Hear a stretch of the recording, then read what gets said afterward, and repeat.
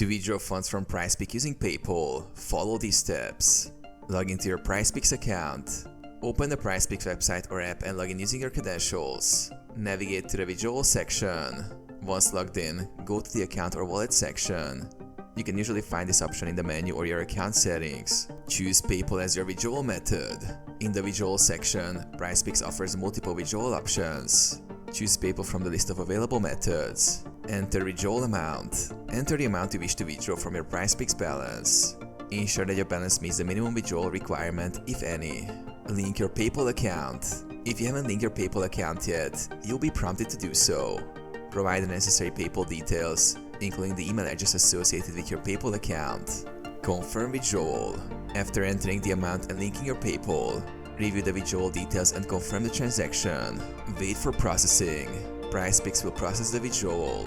PayPal typically takes a few business days to transfer the funds to your PayPal account.